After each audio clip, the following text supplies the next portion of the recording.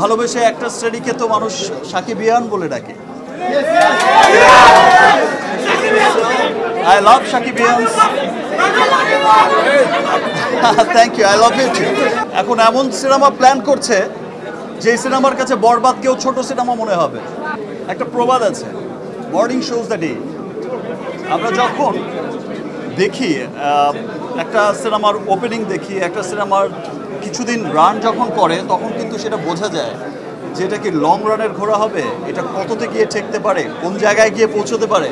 আর আরেকটা কথা বলে যাই, আপনারা অনেকেই হয়তো ভাবছেন যে বরবাদ হচ্ছে লাস্ট ফিল্ম, যেটা হচ্ছে 100 কোটিতে গিয়ে পৌঁছবে, বাট আই থিঙ্ক যে এটা হচ্ছে মানে শুরু হলো, এটা শেষ না, এটা শুরু হলো। যে আজ থেকে গত বছর আমরা তুফান দেখেছি, তুফান যে পরিমাণে বিজনেস করেছে, এবছর আমরা বরবাদ দেখছি, তার চাইতেও আরও ভালো বিজনেস করছে। আগামীতেও যে সিনেমাগুলো আসবে ইনশাআল্লাহ সেই সিনেমাগুলো তার চাইতেও আরও অনেক বড় বিজনেস করবে।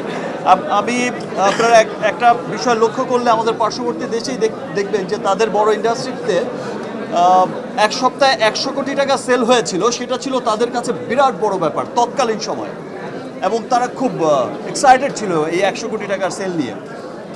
বাট যারা হচ্ছে মেকার ছিলেন, যারা হচ্ছে 100 কোটির ক্লাবে নিয়ে গেছেন, তাদের টার্গেট কিন্তু সে 100 কোটি ছিল না, তাদের টার্গেট 1000 কোটি ছিল।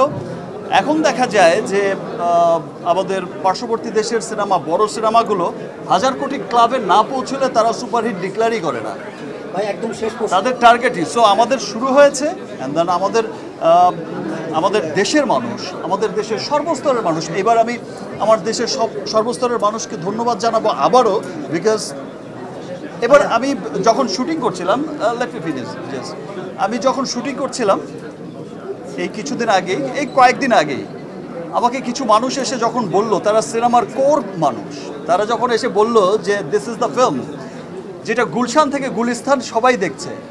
প্রথম কথাটা বুঝিনি, গুলশান আর গুলিস্তান কোথায়? দুই জায়গায় তো সিনেমা হল নেই, গুলশানও সিনেমা হল নেই, গুলিস্তানও সিনেমা হল নেই। বলো ভাই ব্যাপারটা ওই রকম না, মানে গুলশান টু গুলিস্তান মানে সব শ্রেণীর মানুষ। সেটা যেমন আপার ক্লাস যেটা বলছে তারা, গুলশান মিন্স আপার ক্লাস বোঝাতে চেয়েছে, আর গুলিস্তান মিন্স একটু সাধারণ মানুষকে বোঝাতে চেয়েছে, আমাদের মতো নর্মাল পিপলকে।